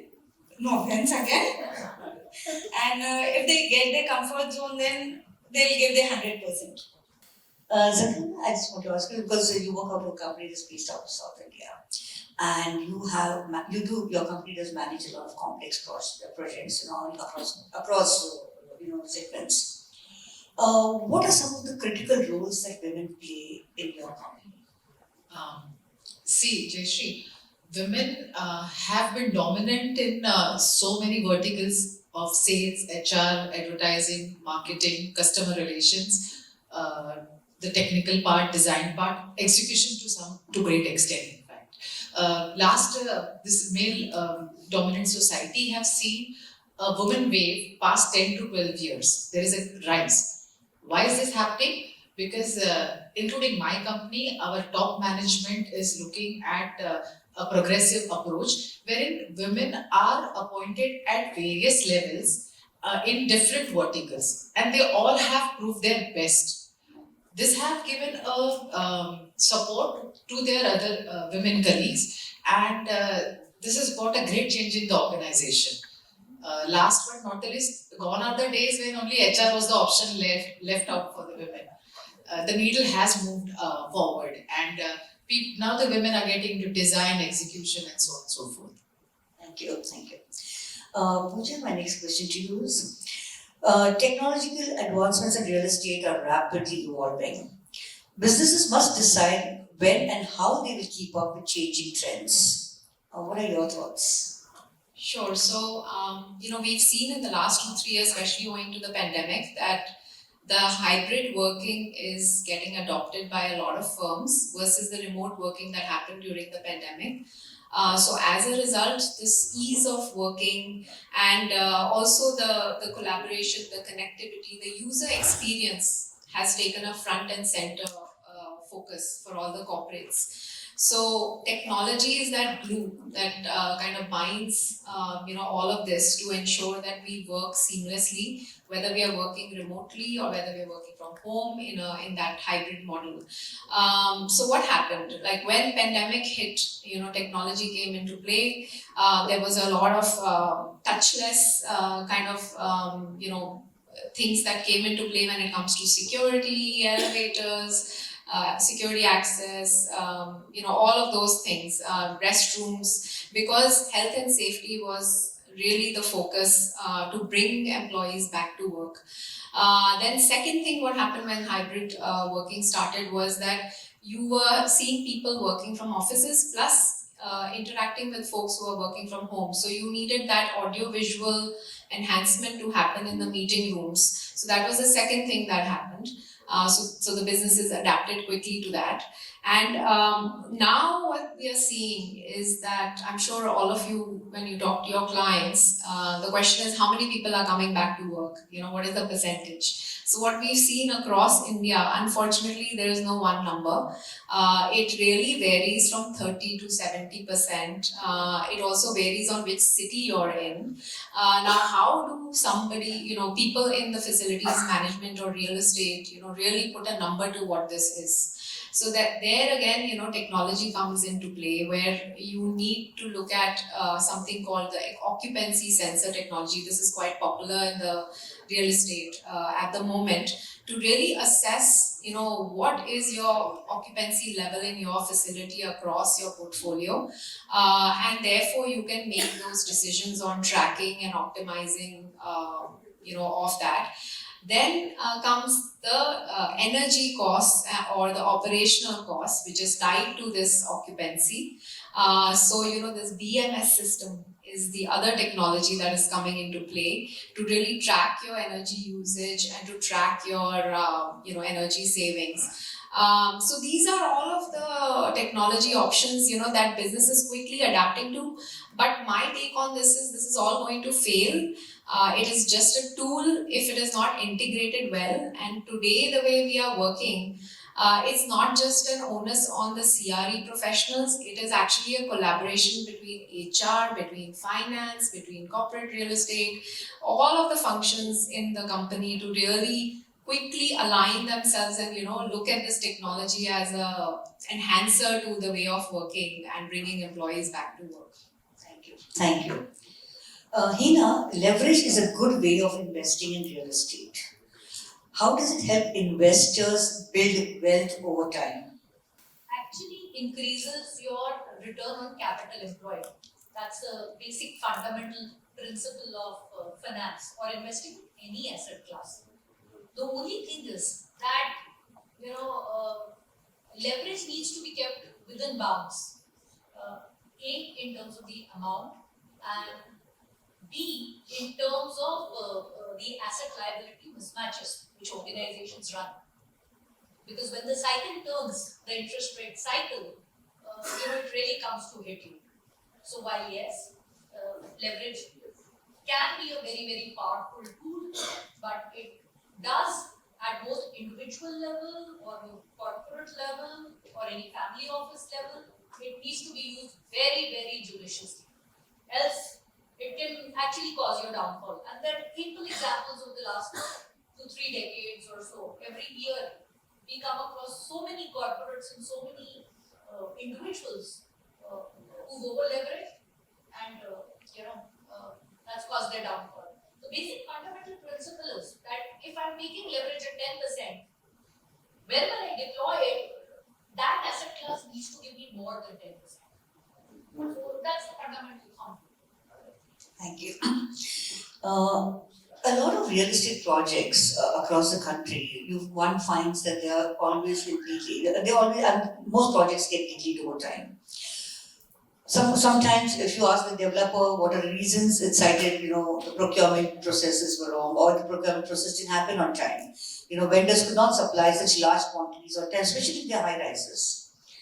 Seema and Zankana, planning and timely delivery of projects is always a challenge. So how do you work towards, long lead items, especially long lead items? How do you look at procurement and ensuring timely delivery of projects? See, nothing can replace your old good personal relations with vendors or your outsourcing agents. We do get back to them, karke de do. So this is our usual approach. So nothing can replace that. Currently what we are doing is we are getting into advanced technology of systems, ERP, SAP systems feeding the data, and even our vendors are tech savvy. So this has helped us to get the delivery on or before time. So this is the best part with our tax-savvy vendors, what we are having currently with us. And last but not the least, even the domestic and international policies have been eased. So procurement from outside to India or whatsoever, this has been very flexible now. And this also helps in tackling all the foreign dynamics. Planning meticulously and following that plan to the T would be the secret. So, like, we have a lot of integrated schedules, then we have teamwork happening, we have meetings every fortnight to decide and discuss what needs to be done next. So, like, we have 3 months planning, the entire planning, then detailed planning. So, usually if you follow the plan, and we have lead charts. So, like, if you want cement, what would be the lead chart? You want steel. So, we always tell our engineers, boss, ye date for doge to milega. So, like, they know, okay, if you want it in time, this is what has to happen. And so now everybody has fallen so much into that system that everybody knows when who has to act and react. So it's not a challenge if everything goes as per plan. Right. Seema, just continue with that. Sustainability in all aspects of real estate is what is looked at all the time. How much of it is actually considered in materials, construction, and design? Really considered because while you are designing, every location has a different price that you can get. So it's usually planned that way. If it is for a certain segment, if say middle income group, so then these are the budgets. So usually it always goes a little higher because I think every designer wants to design something exquisite all the time. So it does go a little haywire, but then most of the times, since you have set your budgets principally, so it goes on quite well. And also the Energy and Climate Intelligence Unit, around 21% of world's 2,000 largest companies with sales of USD 14 trillion have committed to a net zero public, emission target. And I'm sure a lot of them, a couple of them I think are also in this room, who were there on the panel. So my point is that there is awareness when it comes to construction, to consider it in material and construction. But here again, technology plays a very key role. We will see that, especially in collecting data, in reporting data, analyzing data. And also one thing I want to highlight is the good thing that came out of the pandemic is that, and also there was some unrest in China. There were some logistic issues as a result when we were doing projects. So this, and of course with the Make in India movement, it all kind of helped us to look at Make in India when it comes to, a lot of locally sourced materials for our projects. So that itself has, contributed towards the carbon emission reduction in transportation, to say as one example. And of course, IGBC has also put a rating system which tracks the energy efficiency, water consumption, waste management. And I'm sure my panelists would agree that in design and construction also we're looking at green roofs, solar panels, rainwater harvesting. Like these are some of the things that are already being seen in design and construction of projects. So there is progress being made, and I'm sure we will get there soon. We move back to wealth now. Hina, how can you tell us about the role of women in wealth management, as opposed to real estate that we're talking about? How adept are they? I would say you have a fairly large number of women who are actively taking decisions now and are involved in the decision making. So as we talk about family offices also, what we find is that a lot of family offices are actually headed by women themselves. The promoter has a daughter, not just in real estate, but across financial products. Barring banking, you actually don't see too many women in top positions as fund managers. Are you talking about mutual funds? Real estate में तो बहुत ही कम है. Yes, you will have the Srinu Karnad and the HDFC stalwarts which are there. But leaving aside those, there are not too many. But when I talk to those of my senior colleagues who are 60 years old, 70 years old, they say the world has changed a lot in India in the last 20 years. And one lady whom I respect a lot, what she tells me is that 20 years ago, when she went for real estate conferences, which were organized by IPCs and all, she would hardly come across any woman from the world of finance. And today, there are so many of us in the age group of 40 to 55. So many of us. Hopefully, we can mentor the ones who are younger, the ones in their 20s, 30s. We'll understand their travels far more, and we take it from there. Thank you.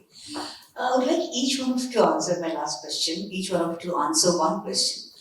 How far have women, at least your peers, how far have women today come in real estate? How far have they come today in the real estate segment? Infrastructure, of course. 50% of our staff is women, and almost 30 to 40% of them are at senior positions. So I think women are venturing into all areas. Well, if we talk about just real estate across the market, like I mentioned, I don't think the number is 50%, which is far lower. And it's very organization specific. For instance, I belong to the NEO group today, and which is into wealth and asset management. There we have a policy of having at least 50% women across levels. But can I strictly say that about all organizations? I don't think it's really true. For instance, in the previous panel, my friend from Godrej Properties mentioned a lot of things that they are doing, which was very, very credible. I think most organizations don't have such institutionalized processes. I agree. First of all, I would like to mention in my own team, the diversity is at around 30%. So I have 1 in 4 people in my team is a woman. So that's something that I personally like to promote. Secondly, in our company, our CFO is a woman, our mass comms is a woman, our L&D development is a woman. So, we do have women in leadership roles in India and CBRE, which I'm very proud of. But having said that, I also want to talk about a fundamental fact that there is no real estate school, right, at the moment. So we all kind of dabble ourselves into somehow maneuvering and getting into this industry.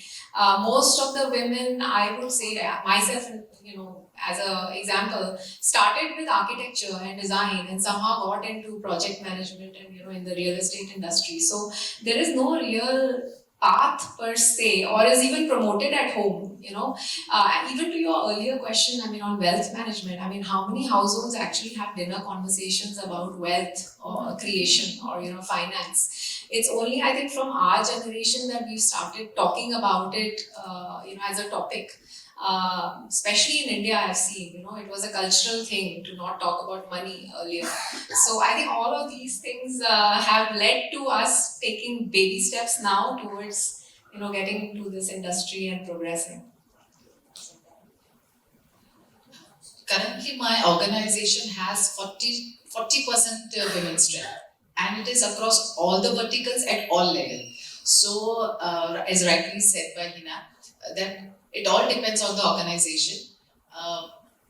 But I really appreciate what current organization I'm associated with has promoted us a lot.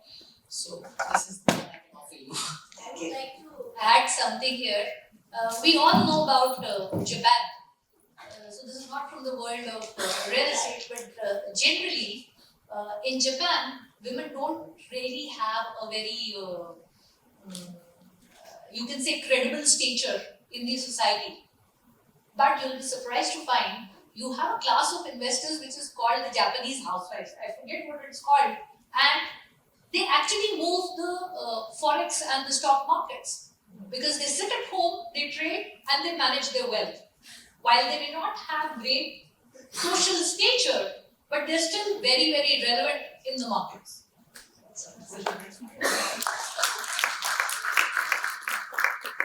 I would like to now take the floor for questions. Please identify yourself.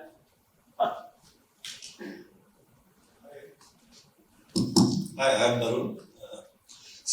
I just want to share, I think like you, I'm an architect and I have also ventured into construction. I find real estate, we talk of technology, but we are the slowest in adopting it. And we talk of peripheral areas of technology, not the core area of technology. Until you adopt and take a risk of adopting a new technology, I think the speed with which we are growing will not be able to deliver that growth. So what is your take on that? Yeah, I agree with you. And as I mentioned earlier, most of the time, technology folks are working in silos in an organization, and it's just a tick in the box to show that this is the technology that we have. And a lot of time, many systems are not talking to each other also, which leads to what you're saying. But I strongly believe, which I also said earlier, is that unless we communicate and collaborate between the different functions of the company, this will not become intuitive. It will only become intuitive and will ease our work if all the stakeholders are aligned and are for it. So that's my strong belief. So I have hello, myself Ashish from Pune. First of all, it's good to see out of 3 organizations having 40+% of women working in the organization. So, and this panel also, previous panel also was talking about like it changed scenario. Now more and more women are getting opportunities, not like in parity or anything. What is making or what is instrumental to have this? Why women are getting more opportunity now? So that is an important thing. Can you focus on that, and can you just focus, gives little light on that so that we can do more and more so that women are getting more opportunity in future? Because very common is change scenario. And what was it 20 years back, now it's change scenario. Women are getting more and more opportunity. Why? What is the key? Is education? Is culture? What? It's education, and I would say a lot of urbanization that has happened over the last 20 to 30 years. So that has also played a very big role. Also globalization. And it's a lot of exposure that has been given to women also. So I think even families are more open-minded now. Like in 60s, how many women worked? I remember a colleague's grandmother was the first qualified woman doctor in 1947. My grandmother in 1930s, she was not allowed to study beyond the age of 13. That's where we started from. If you're talking about India. And obviously the developments in the West have also played a very, very big role. Because all these issues first were brought to light in the West, and as a lot of globalization happened and as a lot of travel started happening in the 1990s, 2000s and all across the world, women have started getting more importance. Having said that, we know that in the last 2 years, a lot of countries in the developed world, as well as in the Middle East, have actually gone back 20 years. So that is also happening, which is really sad. I want to give credit to the men also here, because I think without the men this would not have been possible. So I can speak for myself, I have some really supportive men in my house, who let me do what I'm doing. So. That's ditto what I was going to say. Thank you. I think it's same for most of the women around. Our parents, our brothers, or maybe the people who have spouses, they are the one who stands behind us so that we can lead the world. So. Forget that. But nowadays, when men, when men are looking for proposals, they want a woman who's working. They can't manage a household on their own. I would like to add, as you said about the schools, we have a lot of real estate programs which are run now by management schools. We also have Srirajamani College in Worli, which is specifically for which is specifically for real estate as a management subject. So I think even government is supporting a lot when it comes to education for women. And for people like us who are consultants, I think RERA is also giving us a lot of platforms in terms of upgrading ourselves in terms of technology and also knowledge-wise. So I think there are a lot of efforts being taken. Sorry, I have a question. And a fantastic, both the panels have been fantastic, so thank you for that. There's been quite a lot of discussion today about investing in real estate. And in my opinion, or in my personal experience as well, there is a real gap over there. That, there is not much of real estate management of facilities, management firms out there. So, for example, if I'm doing it just as an investment, obviously not going to go and live there. It's an investment. And then, I have my own career to look after. So there has to be a follow-up service which looks after those facilities for me whilst it gains in value, and then I'm able to sell it or do something with that, right? So when you talk of Japan, I think somebody gave that example, right? But those facilities are there. Whereas here, maybe in some big metros and maybe for big firms or big properties, it may be available. But for small-time investors, there's nobody to look after that facility. So it ends up becoming a headache. So, if we have to increase our investment in real estate and make it a real tool, then, companies like Godrej, they should not end at the point when the property is sold. It needs to go further to say, okay, we'll look after your property as well, we'll charge you a fee for it. Isn't that happening? It is happening. Actually, it's happening in the big metros. No, so it's happening in two ways. It's also happening in second homes, especially where they're giving it to people to stay in. Cities like Goa, and all, like you're actually seeing, and people are preferring to be in those properties versus the hotels. But having said that, to your point, it's still not there yet. Also, the economics plays into it, because I would rather get two people to take care than hire an agency. So I'm sure when you look at the return on investment, it doesn't make sense. So there are a lot of consultants also who are providing the property management as a solution. So you have consultants, you have to obviously pay them, and so the consultants take care of the properties of the investors who have invested and want to either lease it or want to resell it. So in short, they need to look on for more realtors. That will be happening in gated communities also. Yeah, it is. Yeah, hi. Because this panel is on trends, and I think Varun picked up the point on technology. since I look after also engineering besides architecture, just want to tell you that there's huge influx of technology across the board in construction. Be it in design, meaning huge amount of automation in design from MEP standpoint. Every consultant, meaning earlier days, there would be one consultant who might be working on, let's say, Revit or Revit so. Now there might be just one who's not. So the influx of technology across design is huge.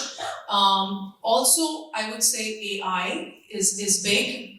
No marketing team right now would be, I would say, sans VR. So VR has become, because the COVID and everything, everybody started using a lot of things through the VR. The experience has become a big thing in marketing. How do you actually showcase the experience of buying a home, and so on and so forth. Also in actual building materials industry. For example, Shuko is here as a partner. Now they don't have a fantastic product without technology. So there's a huge amount of ways, I would say, windows are now being developed. The R&D that is going in. Also advancement in technology and materials. So how the strength of the materials are improving in building materials industry, and not to say, even in the equipments. So if you go into, buildings, how your pumps are now being designed, how you are creating all these high rises is not happening without technology. So you having higher performance buildings, you have sustainability as we were talking. So if you have a better, greener building, it doesn't happen without technology. So there is a huge amount of influx. Perhaps it's a little bit, not so well known. Just to extend your version, being from a contracts department, how AI technology has helped us is first is documentation. It has helped in contract analysis, legal research, and sometimes predicting results as well. In some time, you'll be surprised even that the AI technology will help these legal lawyers for their research cases. Even new systems, that is a document management system, wherein every lawyer or a contracts or any department prefers to document their scan and document it and place it in a cloud management system. So from any part in the world, they can fetch the document that point of time, at that point. So this is very important. AI has really played a great role. I'm just extending you for this contracts department as well. I have a question for your permission, Jayashree. For those of you who are from the technological side, in US, the growth of the market, well, the financial markets, of course, grew in 60s and 70s. Technology had a very big role to play in 1970s. At the ground level, when a lot of technological advancements happened. Is it right to say India is at the cusp of that technological advancement today? And that will help our growth? Would it be right to compare the India of today to the US of 1970s? Who's this question addressed to? Yeah, anyone who's from the So we have technological and the construction side. See, I'll tell you, I've served in US, and I've served in Middle East, and I've served in India. There are a lot of things which we are ahead of the West. In terms of a lot of technologies that we are using today, we are ahead of things. But there are technologies where we have to follow them. So the answer cannot be whether we are in 1970s or 1990s or 2000s. Plus, adaptation of technology is to the requirement of a country, not to the requirement of other countries. So when it comes to design and execution, what we have seen that we are adopting to technology of my requirement. So in some of the places we are well ahead of the West. Let it be, let's say, most of the things that I see is adaptation of green building. The speed with which a lot of other countries have adopted green building and the speed with which India adopted, I think the average speed is much higher. When it comes to adopting a big model for that matter, I think we are well ahead of a lot of countries globally. When it comes to adopting new technologies in terms of material, yes, we are well ahead of it. But when it comes to core construction as a technology, the core construction, what I mean is the brick, mortar, concrete. We are not able to come out of a mind block that the building in concrete is stronger. And that is what I keep saying, that we are not able to adopt to other technologies into this core construction areas which we can do. And there are many other options available in the market. Because I think we have a social aspect to the technology. And social aspect to the technology is, we feel my house is for next 100 years or next 50 years. Whereas in US, a property is not seen for next 100 years. In India, a property is seen for next 15 years में बच्चों को देके जाना, उसके बच्चों को देके जाना. So that is one reason in the core area we are not able to change, but we are able to change in the entire periphery. And I think we are taking a lot of advantage and we are being great into this. Like Shuko is, yes, I have done Shuko in a lot of my projects. Wonderful. Lifts we have gone, lifts and bounds. We have gone into, I think, the aluminium formwork system, which has been doing wonders. But then there are areas where I think there is a gap. And if we are able to do that, we will be at par with US. I must tell you, we will be at par with US. Barun, question for you. You're talking about brick and mortar, but if you do precast, a lot of precast would be a little more expensive than a brick and mortar. Also, because a lot of developers are not backward integrated. They have to outsource it from someone, so the costs go up. So would that be... I wanted to add to that. So actually here our boon is our bane, because here we have ample labor available, which is cheap. So to your point, the core part as a result, people say I'd rather just get the people to do it than to invest into that core technology. That's No, if I were to answer it, precast has got two technologies which has come in. One is 2D precast and another is the 3D precast. I think 3D precast has caught on. There are a lot of industries, I think all the logistic parks which are happening, now a new technology is coming in, which is precast. And people are doing it because it is 1/3 the speed. So anything which you can complete in 2 years, you can complete in 7 months in precast. So while you are talking about cost, it's like in wealth management.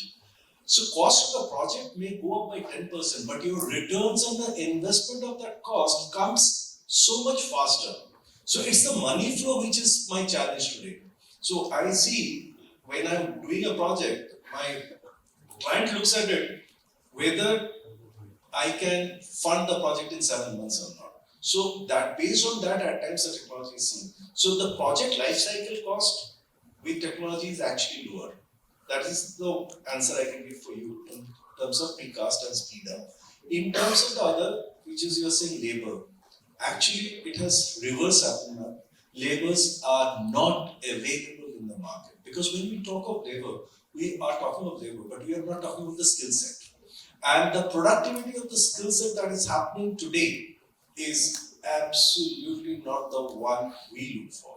So the training amount that we are giving and the kind of commitment that we are doing with after the COVID and the returns that we are getting. So as a contracting company, I am trying to actually move on to precast, which is offsite construction.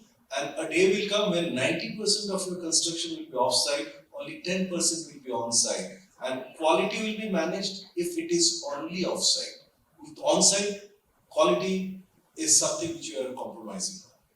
Just why actually precast has not got so much extra except for infrastructure is because there are certain limitations. And one of the limitations is that it's not that flexible. It has to have a huge scale. Modularity is extremely important. But in Indian scenario, we are so much used to customization. We're not used to same size apartments. Everybody wants, an apartment to their choice, how much kind of typologies are there. And that is where the precast is a problem. It's also coming back to the Indian mindset that we are not used to same standardization. So the amount of standardization is quite low in India, and that is why precast is not there, at least in the building industry. Ananya, I think, has got a valid point. But one more point that I am struggling on precast is, in India, precast is on site. You have to set up a special factory for that product. Then you have to dismantle the factory and take away. Because the logistics of precast is very tough in India. Whereas you go to Europe, there are centralized precast companies and the design is to the precast elements. So there's a standardization in design, standardization in execution, which has been supported by a wonderful logistics, the road system.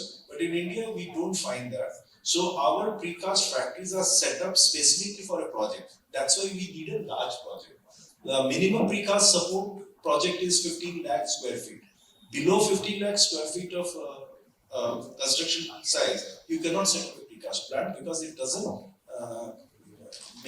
support the timeline and the cost. Just a small point. So, Hina, I think one of the things which I feel to your question on technology, I feel India is a very, very price sensitive country. So people are very hesitant to invest in technology unless they see real, tangible, visible benefits immediately. So investing in something that does not give them, if they feel that काम हो रहा है तो होने दो, that's the kind of attitude we have. So I think that's one of the biggest challenges today in India for technology adoption.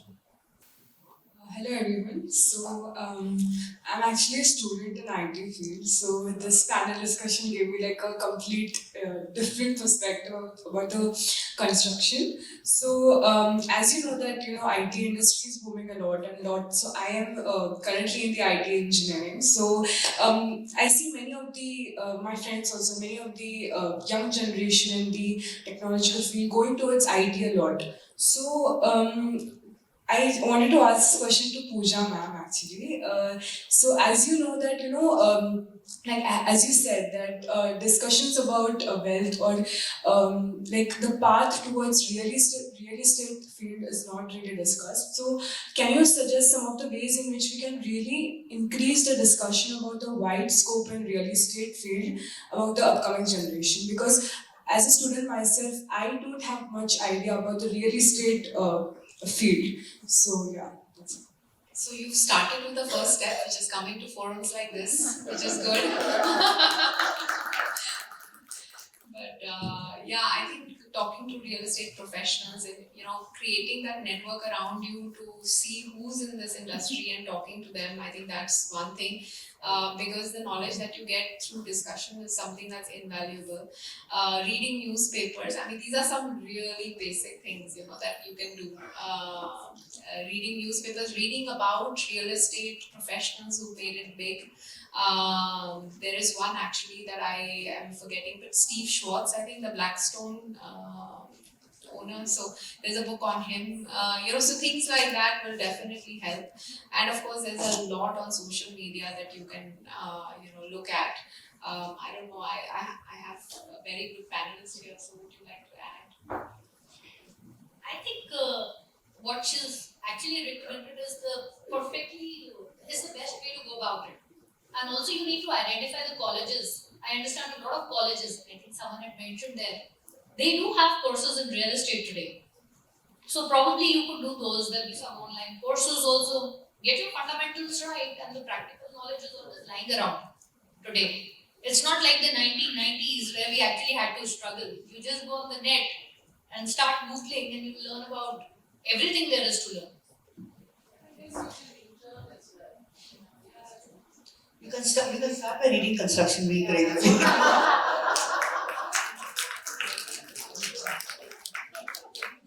Just basically recently I visited one Dholavira site that is close to Bhuj, that is Indus Valley Civilization, okay, and that is 3000 to 1500 BC. They also had the proper planning, 2 BHK homes, they wrote the harvesting system, the drainage systems. We have so many non-technical architects, women, they have not a proper professional degree, okay. So many non-technical architects women in so many different areas of India who have made this system out of their needs and who have tremendous creativity in designing cost-effective homes and sustainable homes. So what efforts we as a woman can make to reach to these architects who don't have a technical degree but who have creativity in abundance. Thank you. Especially to the young lady, I would recommend, apart from what Jayeshi said, that get your copies of Construction Week, not to you, to everybody in the room. Follow us on LinkedIn. Make sure that you like us, engage with us. Yeah. Thank you. please do so. And all my Amrita and Shivali, the lovely ladies in the marketing pillars of ITP, make sure that we reach out to everybody. On the second thing, I think there are legendary people in real estate and architecture. One such very dear friend, Anuj Puri, and there is Anna Raw. You must meet him, and I will make sure that he gives you an audience. These are the people that you must talk to, listen to them, devour every moment and understand, because they've done it. They are the ones who are taking the baton and giving it to youngsters like you. You have a lady sitting here. The other thing, ma'am, you said, and there's between precast, prefab, I think India as a country, we are very emotional people. We look our spaces in more and more different, fresh avatar every time. So precast, with no offense, and prefab is somewhat boring.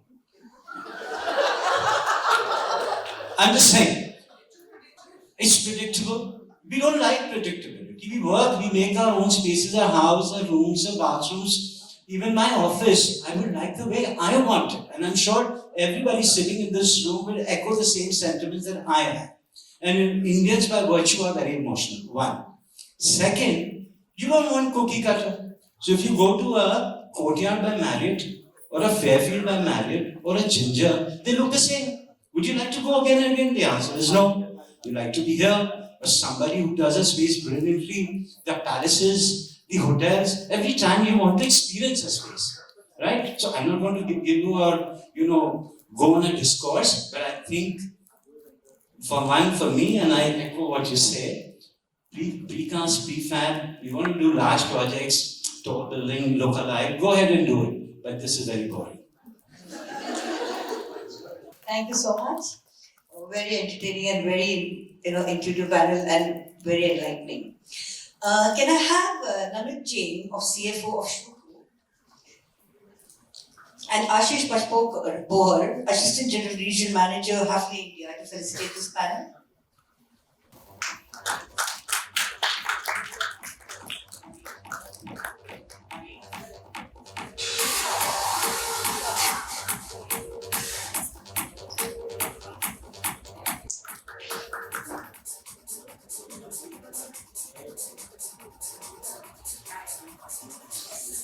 Thank you, everybody. You have been a very patient audience, and this has been one great panel discussions that we had.